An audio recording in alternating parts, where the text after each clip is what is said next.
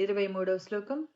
అర్జున ఉవాచ అర్జున ఉవాచ పద్మపత్ర పద్మపత్ర విశాలాక్ష విశాలాక్ష పద్మనాభ పద్మనాభ సురోత్తమా సురోత్తమా భక్తానాం భక్తానాం అనురక్తానాం అనురక్తానాం త్రాతా త్రాతా భవ భవ జనార్దన. జనార్దన.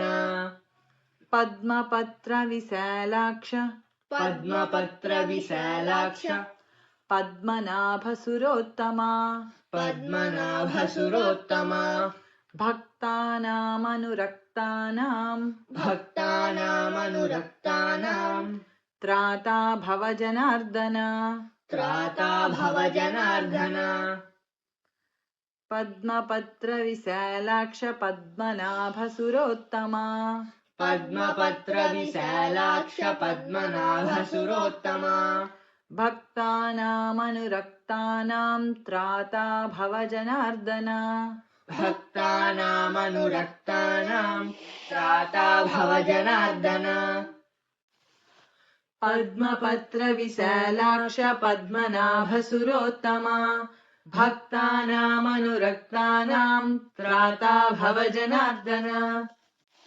శ్రీభగవానువాచ శ్రీభగవానువాచ యో మాం యో మాం నామసహస్రేణ నామసహస్రేణ స్తోతుమిచ్చతి స్తోతుమిచ్చతి పాండవా పాండవా సోహమేకేన సోహమేకేన శ్లోకేన శ్లోకేన స్తుత ఏవన స్తుత ఏవన సంశయః.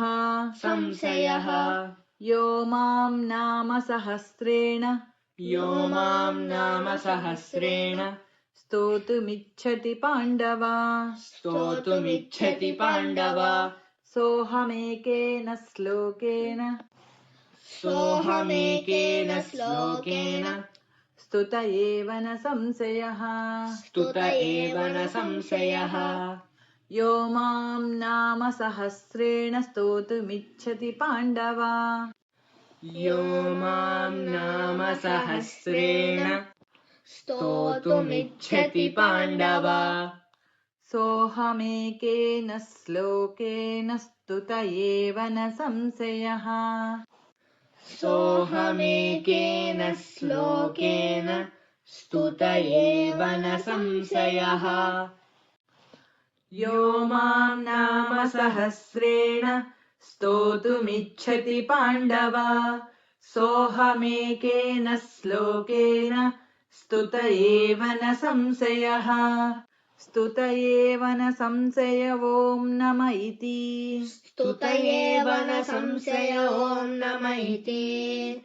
వ్యాస ఉవాచ వ్యాస ఉవాచ వాసనాద్ వాసనాత్ వాసుదేవస్య వాసుదేవస్య వాసితం వాసితం భువనత్రయం భువనత్రయం సర్వభూత సర్వభూత నివాసోసి నివాసోసి వాసుదేవ వాసుదేవ నమోస్తుతే.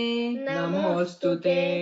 వాసనాద్వాసుదేవస్య వాసనాద్వాసుదేవస్య వాసితం భువనత్రయం వాసితం భువనత్రయం సర్వభూత నివాసోసి సర్వభూత నివాసోసి వాసుదేవ నమోస్తుతే.